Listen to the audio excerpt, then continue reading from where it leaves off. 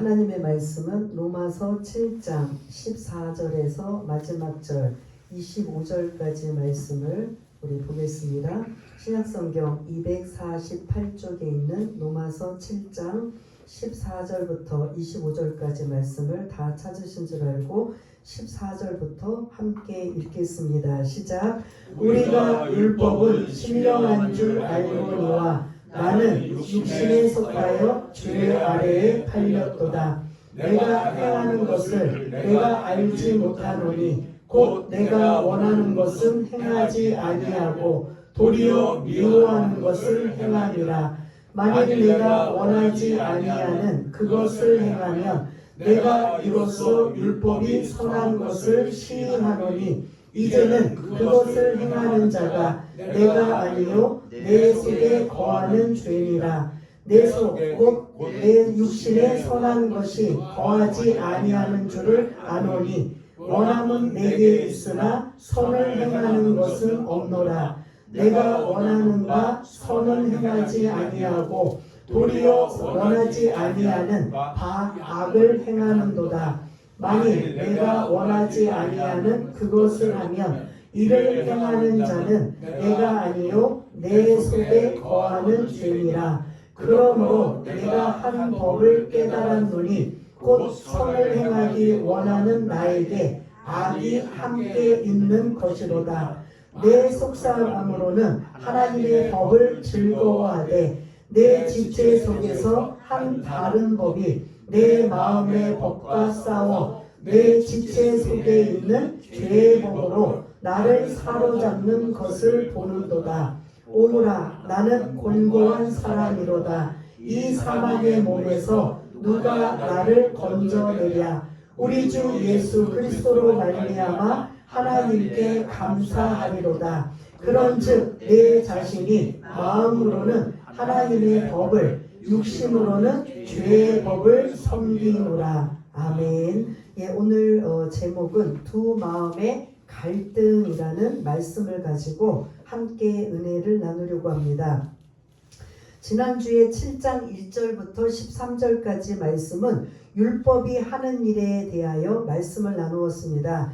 율법은 죄를 깨닫게 하는, 그래서 우리가 그걸 지키지 못하면 죄인이구나 라고 알 수 있는 죄를 깨닫는 것뿐만 아니라 12절에 있는 말씀, 율법은 거룩하고 계명도 거룩하고 의로우며 선하도다 라고 하면서 율법의 또 다른 의미를 말씀하고 있는 걸 볼 수가 있습니다. 그래서 여러분들 13절에 딱 보면 율법은 어떠한 것이다? 14절을 여러분들 보시면 율법은 어떤 것이다? 신령한 것이다. 우리가 지난주에는 율법은 죄를 깨닫는 것, 그래서 그 죄에 대해서 오해하는 사람들을 위해서 그 이제 율법이 하는 일에 대해서 설명을 했다면, 오늘은 또 다른 차원의 율법은 어떠한 것이다? 신령한 것이다. 신령이라는 게 영적인 것이다. 율법은 영적인 것이다. 그러면 그 영적인 것을 또 다른 말하면 성령께서 하시는 일이다라는 소리예요. 그래서 율법은 우리가 앞에 1절부터 13절까지의 또 죄를 깨닫는 의미의 부분이었다면, 오늘은 또 다른 이 8장 전체는 율법으로부터의 자유함을 얻는 게 핵심 말씀인데, 그 율법이 죄를 깨닫는 부분이라면 오늘은 죄에 대하여 율법은 신령한 것이다 라는 이러한 부분에 대해서 좀 말씀을 나누려고 합니다. 지난주 말씀을 좀 나눌게요. 여러분들 기억들 나시는지 모르지만 어떤 여인이 남편을 만났는데 너무 완벽한 남편을 만났어요. 근데 남편은 어느 거 하나 그 흠을 잡을 게 없어요. 잡을 수 없는 완벽한 남편인데, 이 여인은 실수투성이에요. 잘못하는 것도 많고 허물도 많고 하다 보니까 이 그런 완벽한 남편이 이 허물과 실수와 이런 부족한 것 투성인 여인을 볼 때마다 나처럼 좀 해봐, 나처럼 좀 완벽해봐, 나처럼 좀 고쳐봐, 자꾸 하다 보니까 안 되는 이 아내는 어떤 마음일 것 같아요? 괴로운 거죠. 나도 고치고 싶은데 안 되는 거예요. 그러니 이제 그 남편이 두려운 거예요. 이제 남편이 이제는 무서운 거예요. 그러다 보니까 이 여인은 이제 나중에 어떻게 보면 공황장애나 우울증에 이런 이거 남편이랑 사는 게 이제는 불안한 거예요. 그런데 이 여인은 남편을 떠날 수가 없어요. 어떤 때만 자유로울 수 있다고 말씀드렸죠? 이 여인이 이 남편으로부터 자유하려면 어떻게 한다? 남편이 죽어야만 된다. 아니 요즘 세상에 누가 그렇게 살아요? 요즘 세상이 아니고 언제? 2000년 전에 여자들은 남자의 어떻게 보면 부속품이에요. 돈 주고 사갖고 왔단 말이에요. 그러다 보니까 남편이 죽을 때까지는 남편의 그런 구속력이 있다 보니까 내가 싫든 좋든 이 여인이 자유로우려면 언제 자유롭다고요? 남편이 죽었을 때. 네. 남편이 죽어야만 자유로울 수가 있어요. 근데 진짜 그 남편이 정말 그 완벽한 남편인데 이 남편이 아내는 행복하지가 않아요. 그냥 어떻게 하면 나처럼 좀 살 수 없을까라고 늘 남편이 요구하고 또 바뀌기를 바라지만 이게 바뀌어지지 않는 아내의 입장에서는 이게 살 수가 없는 거예요. 근데 정말 웬 은혜인지 남편이 어떻게 됐다? 죽었어요. 이 여인은 자유롭게 됐어요. 자유롭게 되었는데 2000년 전에는 여인 혼자 살 수가 없어요. 누군가의 도움이 필요해요. 그렇지 않으면 이제 완전 밑바닥 생활밖에 할 수밖에 없기 때문에 그래서 또 결혼을 할 수밖에 없습니다. 이번에 결혼도 완벽한 남자를 만났어요. 그래서 근데 달라요.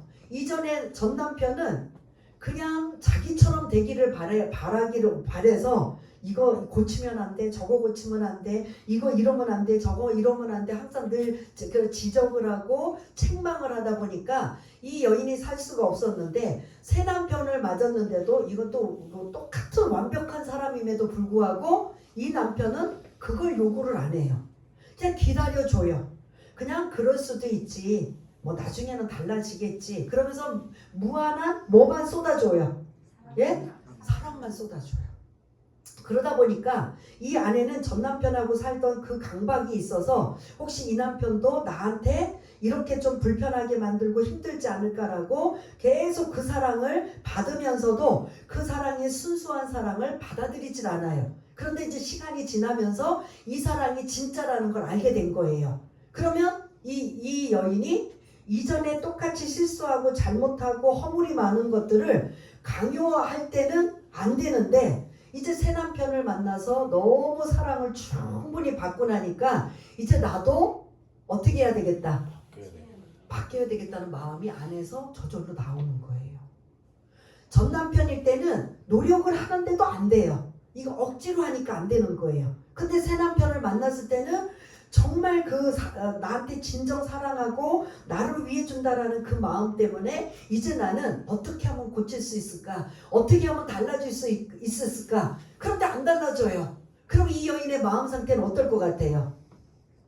나도 고치고 싶은데, 나도 달라지고 싶은데, 그럼 이 여인의 마음이 어때요? 그전에는 불안하고 염려스럽고 이러한 그런 불행했는데 지금은 똑같은 잘못과 시행착오를 이 새 남편을 만나 충분히 사랑을 받을 때는 그걸 내가 못 따라주는 게 어떻게 한다? 답답하고 괴로운 거예요. 그러니까 달라요? 틀려요? 달라요? 틀려요? 똑같은 말인데 달라요? 같아요? 옛 남편을 상대하는 거와 새 남편을 상대하는 거랑 같아요? 틀려요? 다르죠. 옛 남편은 의무적이었어요. 책망 안 들으려고 어떻게 하든 실수 안 하려고 노력하다 보니까 이게 불안해서 견딜 수가 없는 거예요. 불행했는데 새 남편은 그것조차도 사랑해주고 인정하다 보니까 이제 내 스스로 바꾸려고 노력하려고 하는 이 마음 안에 이 여인은 그때부터 이제 갈등이 일어나는 거예요. 고민이 일어나는 거예요. 어떻게 하면 내가 그 남편의 사랑을 받는 그런 여인으로서 나도 남편이 원하는 대로 살아갈 수 있을까?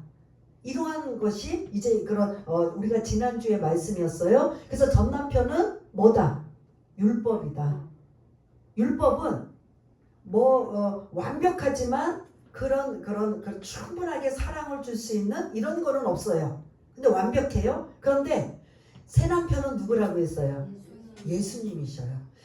말씀과 함께 완벽하신 예수님이 우리의 허물 자체도 용서해주고 용납해주는 이런 분이다 보니까 그 사랑을 받은 우리는 그 아내가 우리거든요. 아내인 우리 그리스도인들은 이제 거듭나면 거듭날수록 내가 어떻게 하면 하나님의 자녀답게 살 수 있을까? 이전에 내가 내 마음대로 내 고집대로 내 생각대로 살았다면 어떻게 하면 이제 말씀대로 살 수 있을까? 이것이 이제 그 사랑을 충분히 받으면 받을수록 고민과 갈등이 일어나는, 제목처럼 두 마음의 갈등이 일어나는 고민이 시작된다라는 거죠. 저와 여러분들이 신앙생활하면서 이 고민과 갈등이 지금 계속 일어나고 있다. 근데 나는 여전히 그것도 없다 라면 여러분들은 한번 자기 신앙을 점검해 봐야 된다는 거죠. 나는 아무 생각이 없어요. 나는 그냥 구원받았다니까 그냥 어떻게 하든 내가 턱걸이라도 구원받아서 하나님 천국 가기 원합니다. 이런 분은 갈등이 없어요. 고민할 필요가 없어요. 왜냐? 그냥 내 마음대로 내 뜻대로 하면 돼요. 여전히 나는 신앙생활하고 여전히 나는 하나님을 믿으면서도 어떻게 하면 내가 그 하나님의 사랑을 충분히 받았으면 그 사랑으로 내가 하나님 말씀대로 살을까? 요렇게 우리가 바뀌는 게 우리의 어떻게 보면 단계적인 성장이라면 그 성장은 전혀 생각 안 하고 그냥 나는 예수는 내가 믿어. 근데 나는 내 마음대로 내 뜻대로 내 고집대로 할 거야. 내 결정 내 판단대로 할 거야 라고 한다면 아직 전 남편으로 있어요? 새 남편으로 마음이 바뀌고 있어요. 전 남편 속에서 안 바뀌는 거죠. 우리의 신앙이 여러 유형이에요. 여기 계신 분들도 보면 다 유형이에요. 여전히 나는 고민과 갈등을 하지 않는다. 아니면 그거 자체도 생각하지 않고 있는다. 아니면 이제 나는 조금씩 고민하고 갈등이 시작하고 있다. 이런 것들이 과연 우리에게 있는지 없는지 한번 생각해 볼 수 있다라는 겁니다. 어느 소매치기가 너무 소매치기를 잘하다 보니까 한 번도 걸리지 않고 완벽한 프로예요. 그러니 이제 자기만 성공한 게 아니라 자기 밑에 부하들도 있어요. 수하들도 있어서 아주 그냥 소매치기에 아주 그냥 능한 이러한 사람이 어느 날 그런 많은 기부인의 지갑을 털었어요. 기부인의 지갑을 털고 열어봐야 되잖아요. 열어봤는데 돈이 얼마나 있을까? 그러다 보니까 사진을 보게 된 거예요. 근데 사진을 딱 본 순간 이 사람은 충격을 먹었어요. 이 소매치기가 옛날 초등학교 때 짝꿍이었고 단짝이었고 짝사랑했던 여인의 지갑을 뭐했다? 훔친 거.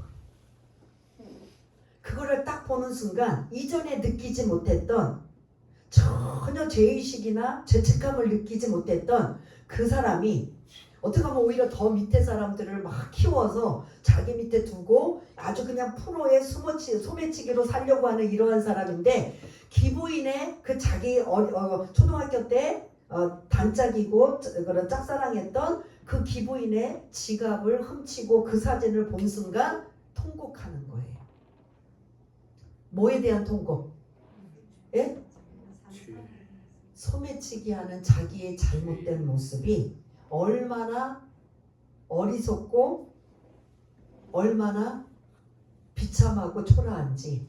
그러면서 그냥 그 지갑을 들고 펑펑 울었다고 합니다.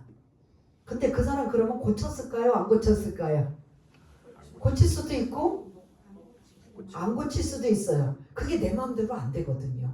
그 하나의 예가 조세용이라는 대도 우리가 얼마 전에 말씀드렸잖아요. 그 사람이 소매치기 그것도 가난한 사람 건 안 치고 거의 장관들, 부자들, 막 기업가들 그러한 사람들 것만 털든 소매치기였잖아요. 그래서 앞에 붙인 수식어가 뭐였어요? 대도라는 아주 큰 강도 이라는 대도 조세영이라는 사람을 우리 나눴는데 이 사람이 감옥도 가고 누구에게 복음을 받아들여서 예수를 믿게 됐어요. 그래서 그 사람이 이제는 좀 변한 것 같아요? 안 변한 것 같아요? 이제 못하지요. 이제 공개적으로 나는 예수 믿고 이제 전도사까지 됐단 말이에요. 그래서 막 이제 사람들 앞에 가서 그리고 특히 경찰들 앞에 가서 소매치기 하는 법 이런 것들을 이제 알려주는 강의를 하러 다니는 이 사람이 마지막엔 어떻게 됐어요? 계속 개가천선했어요? 어떻게 했어요? 일본에 가서 가정집에 도둑질해서 거기서 잡혀가지고, 그리고 도둑질하는 이러한 모습을 본다면 이 조세영이라는 이 사람은 예수 믿고 어디까지 신학까지 공부했어요. 그래서 나름대로 전도사라는 타이틀까지도 얻게 됐어요. 그래서 여기서부터 이제 잘 나가면 괜찮은데 이 사람이 다시 어떻게 됐다? 원래 자리로 돌아온 거예요. 오늘 조세영의 그런 삶이 오늘 그 14절부터 20절까지 말씀이에요. 내가 원하는 것과 행하는 것이 다르다라는 거예요. 나는 선하게 살고 싶은 게 내 소원이에요. 나의 원함이에요. 근데 나의 행함은 선하게 사는 게 아니라 뭘로 살고 있다? 선의 반대. 악하게 살고 있다. 악한 행동을 살고 있다. 조세영처럼, 조세영이 예수만 믿었다면 또 괜찮아. 더군다나 신학까지 해서 이제 전도사까지 타이틀까지 있었으면 이제 뭔가 달라졌다, 변화해졌다라고 생각이 드는데, 그때는 이제는 막 유혹이 와도 나는 소매치기가 선수라 뭐 그냥 슬쩍 내가 전도사라 할지라도 그냥 몰래 살짝 해도 사람들이 모를 거야. 내가 정말 누구를 도우고 싶은데 돈이 없어. 근데 소매치기만 하면 돈이 생길 수 있는데 그걸로 할 수 있을까 없을까 라고 고민할까요 안 할까요? 이 사람은 아무도 모르게 소매치기를 할 수 있기 때문에 유혹의 물결이 충분히 있을 수 있다 없다? 있는 그게 원함이 있음에도 불구하고 나는 그러면 안 돼. 나는 그러면 안 돼. 이게 이제 맨날 원함이에요. 나는 이걸 원해. 나 하면 안 돼. 이걸 원하는 거예요. 나는 선하게 살아야 돼. 착하게 살아야 돼. 하나님의 자녀답게 살아야 돼. 이게 내 안에서는 막 머릿속에 막 생각이 드는데 나도 모르게 손이 갔다. 이건 뭐예요? 무의식 행동.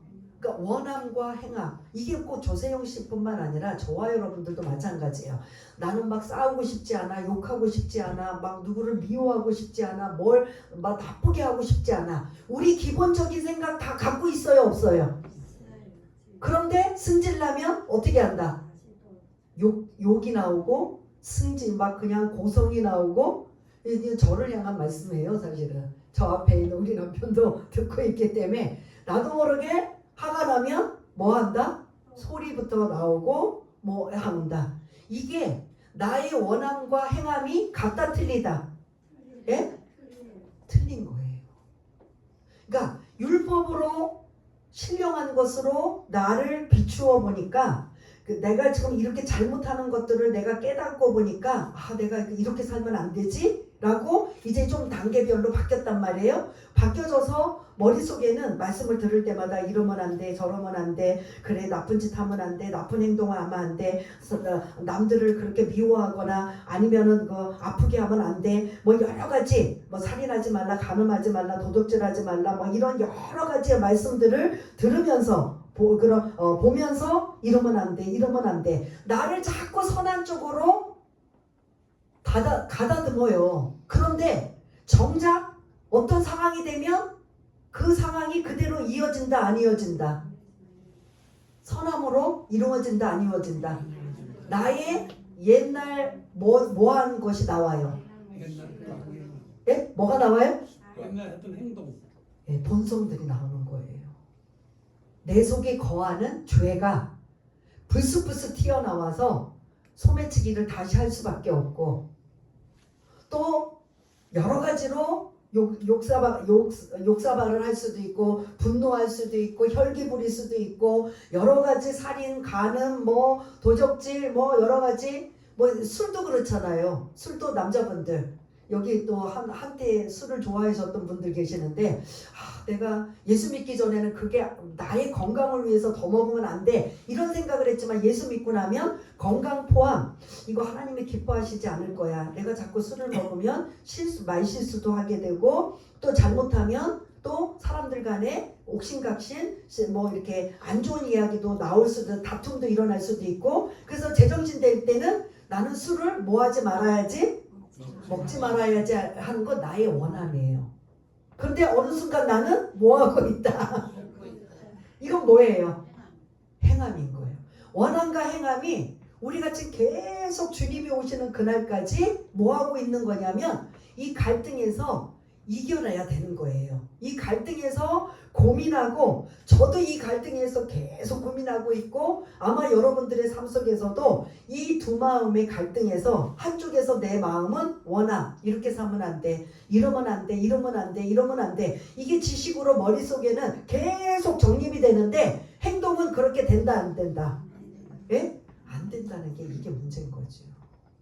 나쁜 짓, 잘못한 거, 그 사람들이 아니면 말씀에 비추어서 잘못하고 있는 걸 자꾸 내 원함과 행함이 일치가 되지 않는 이러한 상황이라면 오늘 이 14절부터 20절까지 말씀이 반복적으로 계속되는 말씀을 볼 수가 있습니다. 한번 볼까요? 15절에 내가 행하는 것을 내가 알지 못하노니 곧 내가 원하는 것은 행하지 아니하고 도리어 미워하는 것을 행함이다 라고 지금 두 가지를 교차적으로 하고 있어요.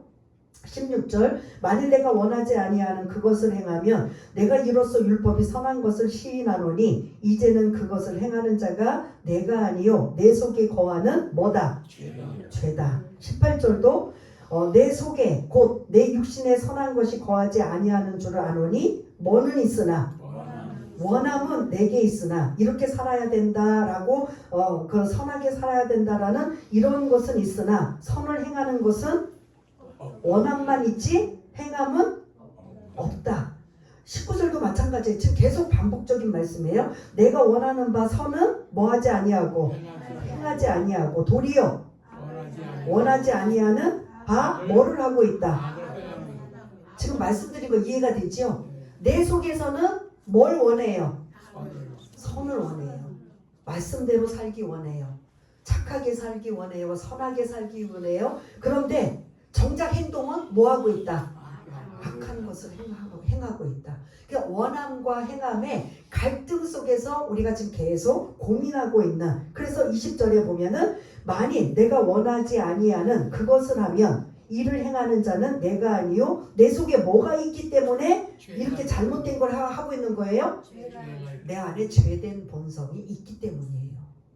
그래서 21절에 결론이 나와요. 14절부터 20절까지의 결론이 21절의 말씀이에요. 21절 우리 함께 읽겠습니다. 그러므로 내가 한 법을 깨달았노니 곧 선을 행하기 원하는 나에게 악이 함께 있는 것이로다. 아멘. 누가 지금 깨달았다는 거예요? 바울이 먼저 깨달은 거예요. 바울이 깨닫고 바울만 깨닫는 게 아니라 이제 우리도 깨닫게 되는 거예요. 우리도 똑같은 이러한 모습을 계속하고 있잖아요. 어떤 갈등? 선을 행하고 싶은 원함과 결국은 그 선을 행해야 되는데 거기 뭐가 나와요? 악이 따라 내 속에 뭐가 있기 때문에. 죄가 있기 때문에. 이거에 대해서 우리는 계속 고민. 그래서 이게 안 되면 우리가 여러분들이 예수 믿기 전에 이제는 여러분들이 다 예수 믿으니까 이제 그 소리를 못 하는데 예수 안 믿는 사람들이 예수 믿는 사람들을 볼 때마다 뭐라고 하냐면 야, 저희 예수 믿는 사람들이 사기꾼도 많고 뭐 그냥 못된 사람도 많고 뭐 나쁜 사람도 많고 별의별 막 그냥 하나님 영광 가리는 이러한 사람들을 계속 지적질해요 안 해요? 예? 해요 안 해요? 한다는 자체는 오늘 이 말씀에 원함과 행함에 여기서 이 부분에서 뛰어넘지 못하는 거예요. 이 사람들이 교회 안에는 사기꾼도 많아, 못된 짓 하는 사람 많아, 뭐 남의 등쳐먹는 사람 많아, 아니면 별의별 막 그냥 못된 사람 많아고 계속 막 안 믿는 사람, 설사 믿는 사람이라 할지라도 당한 사람은 아예 그냥 뭐라고 해요? 교회를 떠나는 사람도 많아요. 그러면서 이제 교회를 향해 계속 공격을 해요. 근데 그런 소리를 듣는 자체가 뭐냐면 원함과 행함 사이의 이 갈등에서 원함으로 승리하지를 못하기 때문에 조세영 씨처럼 어떻게 되는 거예요? 뭐 전도사까지 되고 예수 믿었다고 하더니 결국은 뭐 했네? 예? 못 이기는 거잖아요. 이게 우리가 쉬운 일이 아니에요. 이거는 저부터 시작해서 우리 모두가 항상 이 부분에 대해서 고민을 해야 돼요. 근데 이 고민을 하는 사람은 이 신앙이 성장할 수 있는 여지가 있는데 이 고민도 안 하는 사람은 신앙의 성장이 있다 없다? 없어요. 내 맘대로 내 뜻대로 그냥 나는 뭐 주일 됐으니까 예배 드리는 거고 말씀 뭐 있으니까 듣는 거고 그리고 나는 내가 결정하고 판단할 때는 하나님 의식하지 않고 내 생각대로 내 방법대로 내 뜻대로 그냥 내가 알아서 하면 돼. 내 자아로 한다면 이 고민과 갈등은 필요가 없는 거죠. 그런데 이제 어느 순간 말씀이 자꾸 들어와서 내가 이렇게 살면 안 되는데 하나님이 말씀에 이렇게 써 있는데 라고 이제 그때부터는 뭐가 생긴 거예요? 고민과 갈등이 생기는 거예요. 왜 내 안에서는 이렇게 살면 안 돼, 저렇게 살면 안 돼, 그래서 나도 이렇게 살아봐야지, 저렇게 살아봐야지 하는데 여전히 나는 행동은 뭐 하고 있다? 악을 행하고 있는 이 부분에서 나는 지금 계속 고민하고 있는 거예요. 요런 단계는 개선의 여지가 있다 없다? 예? 요걸 고민하는 사람들은 있다. 그런데 이것도 고민 안 한다면 개선의 여지가 아예 없는 거예요. 근데 이걸 고민하면서 사도 바울이 어떻게 하느냐? 22절, 23절에 결정이 나온 거예요.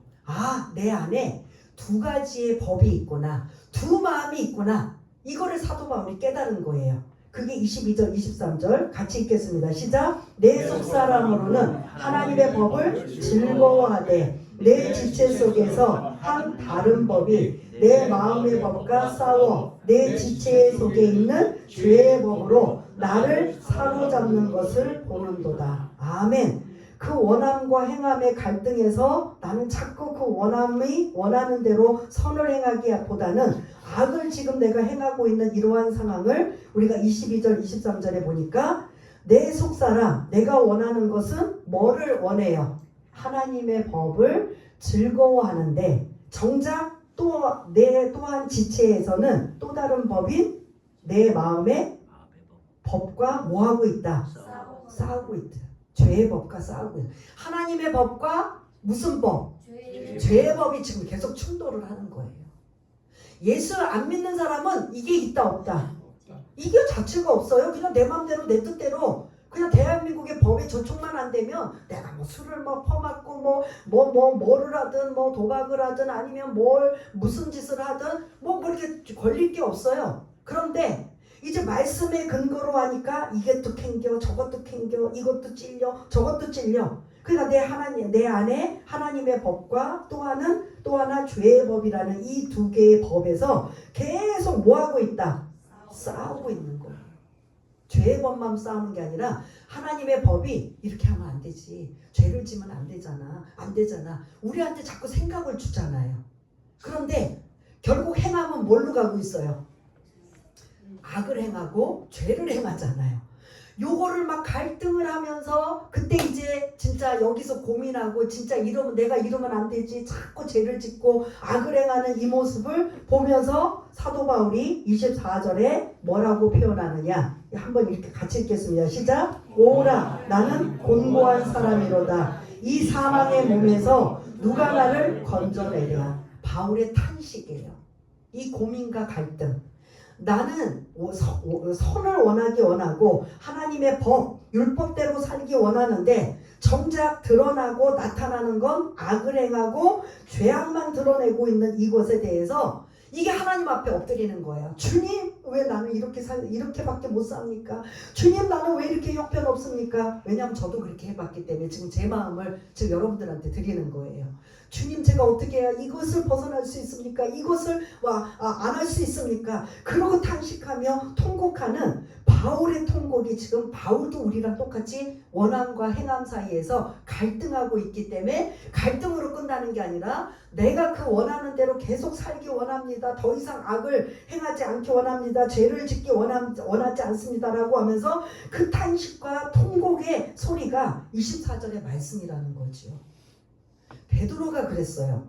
베드로가 예수님을 따라다닐 때 예수님 이제 나는 이제 떠날 때가 됐다. 죽을 때가 됐다. 십자가 질 때가 됐다라고 할 때 다른 사람은 막 걱정되고 어떻게 해요? 안 돼요? 막 이렇게 걱정하고 있는데 베드로는 아주 대놓고 주님이 어디를 가시든 나도 내 목숨까지 버리고 따라가겠나이다. 목숨도 아깝지 않겠습니다. 이게 바울의 뭐예요? 원함이에요? 행함이에요? 원함이에요. 그 마음은 진짜예요.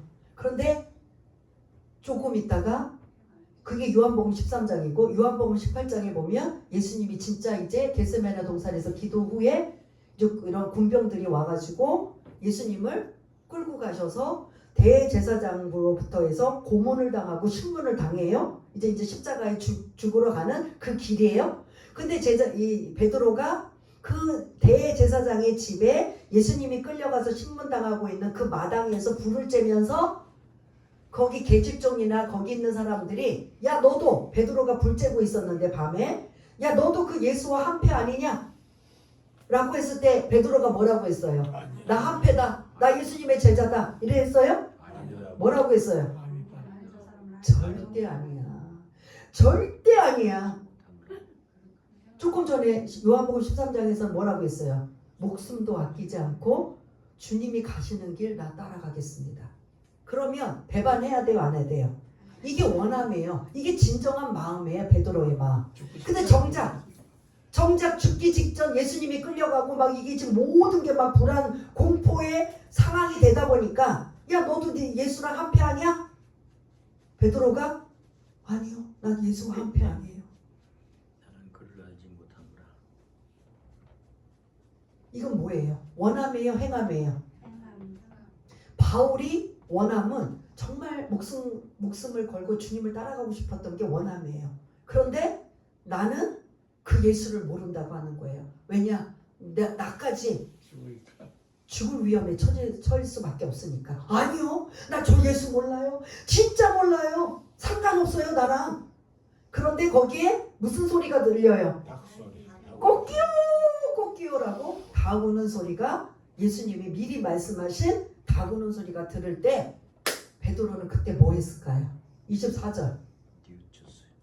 예? 바울이 뭐 했던 것처럼 공부한 사람이다. 탄식, 통곡. 바울이 그 다구는 소리 이후에 뭐 했다? 통곡을 한 거예요. 와, 나는 안 돼. 내가 어떻게 예수님의 제자라고 할 수 있어? 내가 한때는 요한복음 10장에서는 내가 목숨까지도 내놓고 주님 따라가겠다고 했는데 그 몇 장 넘어서 요한복음 18장에서는 나 저 예수를 몰라요. 나하고 아무도 상관없어요. 그렇게 원함과 행함 사이에 갈등하는 그가 뭘로 이제 나간다? 통곡으로 가는 거예요. 주님, 제가 이런 정도 이것밖에 안 돼요. 이 정도밖에 안 돼요. 어떻게 하면 좋아요? 이게 저와 우리의 모습이 되어야 되는 거죠. 내가 한때는 주님을 그렇게 사랑하고 주님 뜻대로 살겠다고 하고 말씀대로 살겠다고 했는데 내가 정작 힘들고 어렵고 그런 상황 발등에 불이 떨어지면 언제 그랬는데 내 행함은 악한 행동으로 악이 나오는 죄의 법이 나오는 이러한 것에 그 다음 단계는 뭐다? 통곡 탄식의 단계가 나와야 되는 거예요. 주님 어떡합니까? 나의 이런 형편한 믿음 없는 모습, 나의 형편 이런 믿음 없는 이러한 전 부끄러운 모습 어떻게 하면 좋겠습니까? 이제 그 모습 가지고 하나님 앞에 엎드려서 통곡하고 탄식하며 매달리는 거예요. 내가 완전히 밑바닥. 그래서 나는 아무것도 아닙니다. 나는 내가 원하는 대로 살 줄 알았어요. 그런데 정작 행하는 건 아무것도 행하지 못하고 있어요. 늘 그러한 삶 속에서 고민하고 갈등하는 이런 상황에 베드로는 나중에 바뀌었어요? 안 바뀌었어요? 그 통곡 이후에 예? 엄청난 사람으로 바뀌었잖아요. 그래서 마지막에 그는 뭐 했어요? 어떻게 죽었어요?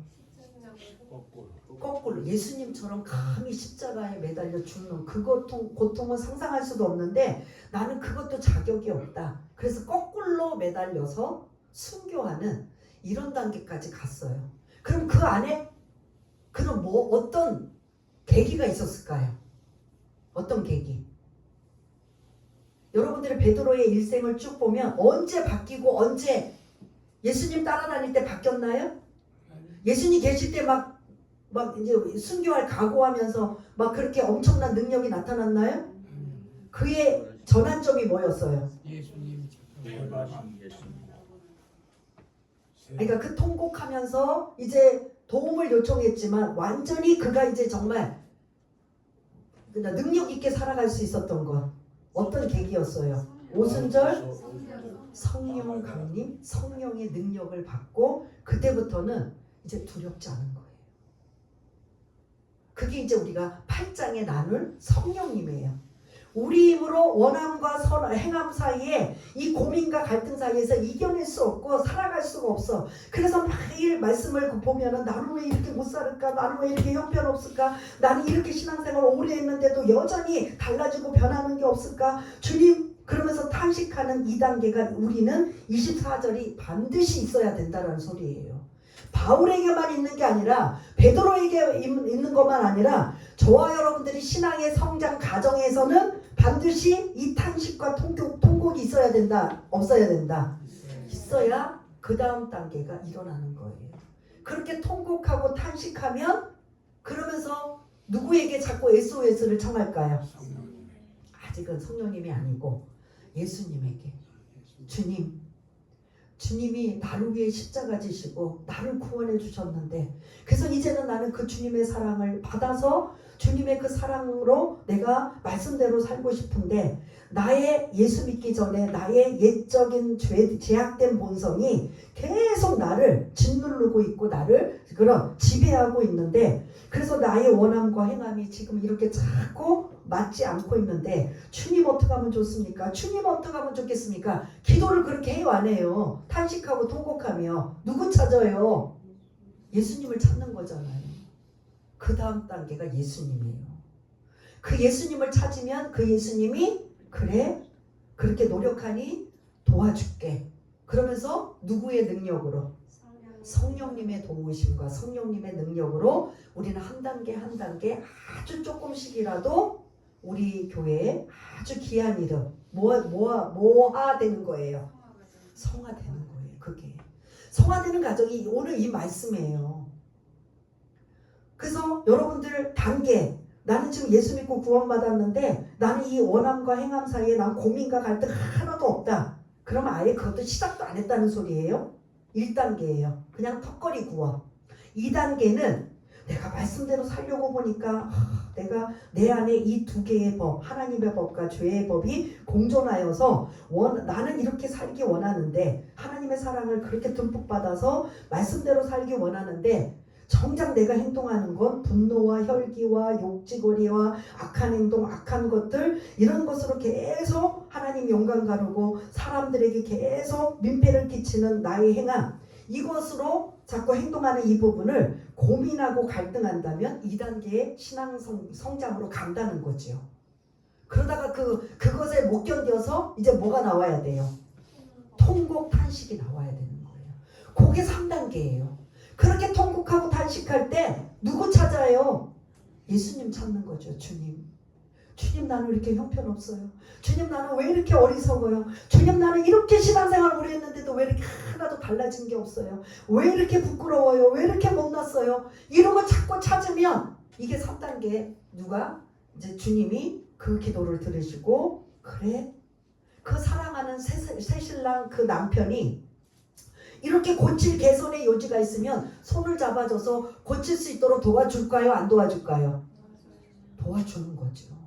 나도 이렇게 살고 싶어. 당신의 사랑만 내가 이렇게 무한하게 받는데 나는 여전히 바뀌려고 고치려고 개선하려고 노력하지 못했는데 이제 나도 좀 나도 당신이 원하는 대로 살고 싶어. 바뀌고 싶어. 변화되고 싶어. 나 좀 도와줘 하고 그 새 남편의 손을 막 붙잡고 바지가랑이를 붙잡고 나 좀 도와줘. 나 이거 좀 고쳐줘 라고 하면 그 남편이 고쳐주려고 노력할까요? 안 할까요? 그게 바로 예수님이라는 거죠. 그 예수님이 25절 말씀이에요. 그렇게 통곡하고 탄식하면서 주님을 찾을 때 그때 주님이 도와줄 여지를 손을 잡아주며 뭐한다? 이제 나가는 거죠. 그래서 소망이 있다는 거죠. 우리 25절 한번 읽겠습니다. 시작. 우리 주 예수 그리스도로 말미암아 하나님께 감사하리로다. 그런즉 내 자신이 마음으로는 하나님의 법을 육신으로는 죄의 법을 섬기노라. 아멘. 이렇게 고민하고 갈등하는 상황에 그 예수님의 끈을 십자가의 능력을 십자가를 계속 붙잡으며 내가 주님이 나를 이렇게 그냥 이렇게 살으라고 한 게 아닌데 나는 왜 이렇게 원하는 것과 행함이 다를까? 그 고민과 갈등을 계속 탄식하며 통곡하며 하나님 앞에 도움을 요청하며 주님 나 좀 살려주세요. 주님 나 좀 고쳐주세요. 주님 저는 이걸 너무 많이 했었거든요. 왜냐하면 너무 그러면서도 안 고쳐지고 안 변하는 것들이 너무 많아서 계속 이 작업은 우리는 해야 돼요. 이게 뭐다? 성화를 이루어가는 과정이라는 거예요. 주님 닮아가는 내가 거룩하니 너희도 거룩하라. 그래서 주님은 100% 거룩하시지만 우리는 1%부터 가는 거예요. 마이너스부터 해서 1%, 2% 아주 조금씩 한 걸음 한 걸음 주님을 닮아가는 법을 지금 주님이 오시는 그날까지 천국 가는 그날까지 우리는 뭐하고 있다? 그 과정을 계속 이 고민과 갈등에서 노력하고 있는 거예요. 반드시 여러분은 주님 앞에 엎드렸을 때 뭐가 나와야 돼요? 탄식과 통곡이 나와야 돼요. 그게 애통. 그걸 애통이라고 하죠. 이걸 막 고치려고 주님이 아니면 나는 고칠 수가 없습니다. 주님이 아니면 나는 개가천선할 수 없습니다. 주님이 나를 안 고쳐주시면 변화시키지 않으면 나는 달라질 수 없습니다. 난 달라지고 싶어요. 변화하고 싶어요. 성화되고 싶어요. 주님 정말 참 그런 자녀로서 살고 싶어요. 이렇게 여러분들이 통곡과 탄식의 단계가 있어야 주님이 그 손을 잡아주면서 그래? 그러면 우리 함께 노력하자. 우리 달라지자. 애쓰자. 그렇게 가는 과정이 저와 여러분들이 주님이 오시는 그날까지가 이게 우리의 숙제예요. 그래서 이거를 뭐 굳이 그렇게까지 안 해도 돼요. 그렇지만 굳이 그렇게까지 하는 것 자체는 주님 앞에 뭐한다? 복 받는 길이고 상급이 있다라는 거예요. 반드시 대가가 또 있어요. 잘한다. 마치 새신랑이 그 아내가 정말 감동이 되어서 그 사랑에 감동이 되어서 나도 달라지고 싶어요. 변화되고 싶어요. 새롭게 개가천선하고 싶어요. 내 손 좀 잡아서 고쳐주세요 라고 같이 힘을 합쳐서 하다 보면은 칭찬해주고 격려해주고 위로해주고 그리고 뭐 여러 가지 그런 선한 길로 이끌어가는 하나님의 그러한 방법이 있다면 우리도 지금 우리의 신앙생활이 이러한 모습이라는 걸 여러분 잊지 마시며 저와 여러분들의 지금 어떤 단계인가 뭐 여러분들 마음속에 나는 고민과 갈등 자체도 없습니다. 나는 1단계인가 아니면 2단계 말씀을 딱 들을 때마다 내 안에서 원함과 행함이 이렇게 차이가 나고 있다. 아니면 2단계에 고민을 하고 있는가. 그리고 3단계는 그것 때문에 고치려고 내 원함대로 살기 위해서 내 속에 거하는 죄를 어떻게든 밀어내고 쫓아내고 그런 예수의 피로 완전히 잠재워서 하나님이 기뻐하시는 삶을 살기 위해서 통곡하고 탄식하면서 주님께 SOS를 청하며 요청을 하는 그 단계가 3단계라면 그 다음에 이제 성령의 은혜와 능력으로 아주 조금씩이라도 아주 콩나물이 물을 줬을 때 여러분 눈에 보듯이 쑥쑥 자라지는 않는데 좀 시간 지나서 물 주려고 보면 좀 올라와 있듯이 우리의 신앙도 그렇게 조금씩 성장하며 그런 성화되는 과정이 반드시 우리에게는 필요하다라는 겁니다. 그래서 이제 이런 단계가 오면 8장에는 성령의 도움과 성령의 능력으로 이제는 뛰어넘을 수 있는 그래서 예수의 피, 예수의 능력이 반드시 성령의 능력과 함께 그래서 마지막 오늘 이 14절부터 25절까지는 우리의 신앙의 단계라고 볼 수가 있어요. 율법을 통해서 죄를 깨닫는 것뿐만 아니라 율법은 신령한 것이기 때문에 그러한 율법의 말씀에 비추어서 내가 어떻게 사느냐 선을 원하지만 악을 행하고 있는 내 자신의 모습이 내 안에 두 마음, 두 법이 하나님의 법과 죄의 법이 공존하고 있다라는 걸 깨닫고 나니까 어떻게 하느냐? 이걸 싸워서 이기기 위해 통곡하고 탄식하는 거죠. 그래서 가장 얘가 베드로의 예를 들자면 아주 걸맞는 그래서 베드로는 우리의 모습의 전형적인 모습이에요. 우리처럼 부족하고 연약하고 고민하고 갈등하고 통곡하고 탄식해서 그래서 성령의 능력으로 완전히 변화되어서 그런 순교까지 이렇게 두려움도 이제 죽음을 두려워하지 않는 이러한 사람으로 바뀌었다면 우리도 이러한 가정을 닮아가는 가정 속에 어떤 단계에 나는 해당이 되고 있는가 여전히 나는 1단계인가 2단계인가 아니면 3단계인가? 여러분들이 왜 10년, 20년, 30년, 40년 신앙생활을 오래 했지만 달라지고 변화되고 하나님의 크신 은혜와 능력이 힘입지 못하느냐? 2단계를 거치지 않아서 그래요. 사실은 이 단계를 거쳐야 된다라는 거죠. 여러분들 은혜 많이 받으시고 신앙에 성장한 사람들의 특별한 상황을 보면 2단계를 다 거친 거예요. 그래서 이 단계를 여러분들이 한 주간 묵상을 하면서 나는 어떤 단계에 살고 있고 나는 어떻게 해야 되는가 할 수만 있다면 여러분들이 24절에 통곡과 탄식의 단계에서 주님을 붙잡고 십자가를 붙잡고 십자가의 은혜와 능력으로 나 좀 살려달라고, 내가 하나님의 자녀답게 살게 해달라고, 에이 모르겠다, 그냥 나는 옛날로 그냥 돌아가겠다, 이거 너무 힘들어, 어려워, 이러면 누구 밥이 돼요? 예? 사단 마귀 죄의 밥이 되는 거예요. 우리가 몰랐으면 모르지만 알았으면 이제 그 길로 가면 안 되잖아요. 가면 안 돼요. 그러니까 안 가려고 하니까 힘들어요. 힘들다 보니까 우리는 뭐 해야 돼요? 24절처럼 탄식하고 통곡해야 돼요. 주님 저 좀 살려주세요. 이 몰랐으면 모르지만 이제 알았는데 다시 옛 길로 갈 수 없잖아요. 죄악의 길로 갈 수 없잖아요. 그 하나님이 그런 슬퍼하시는 일로 갈 수 없잖아요. 하나님이 기뻐하시는 일로 가야 되잖아요. 주님 저 좀 도와주세요. 저와 여러분들의 반드시 통곡이나 탄식이 주님 앞에 엎드려서 2단계가 있어야 되는 거예요.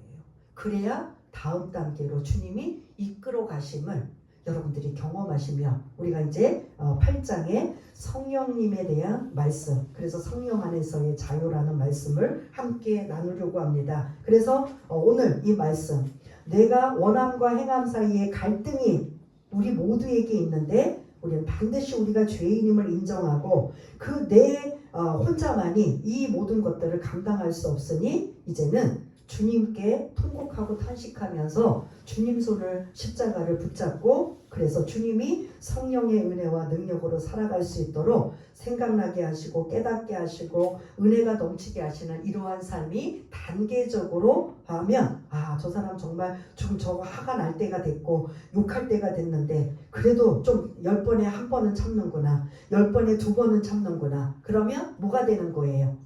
성화되는 가정이에요. 한 번에 확 돌리겠다 이렇게는 안 돼요. 사실 아주 특별한 사람 외에는 한 번에 완전히 180도로 그냥 변할 수는 없어요. 아주 조금씩이라도 달라지고 변해지는 이러한 모습이라면 주님이 그걸 보고 기뻐하시고 더 우리를 은혜의 길로 붙잡아 주신다면 우리가 그렇게 살아가는 우리 모두가 되시길 바라겠습니다. 오늘 말씀 원함과 행함 사이에 갈등이 있다면 그 부분을 여러분들이 인정하시고 그리고 탄식하며 통곡하며 주님 앞에 고백하고 도움을 요청하는 이런 단계의 신앙생활로 가서 정말 하나님이 보실 때 야, 나를 기쁘게 하는구나, 정말 말씀대로 살려고 노력하는구나 라는 이러한 여러분들의 그런 생각과 마음을 가지고 우리 잠시 고민, 그거 결심과 다짐을 한번 말씀과 함께 잠시 여러분들의 생각으로 기도하시길 바라겠습니다. 할렐루야. 사랑이 많으신 하나님 아버지, 오늘 아버지 하나님 귀한 말씀 주심을 감사를 드립니다.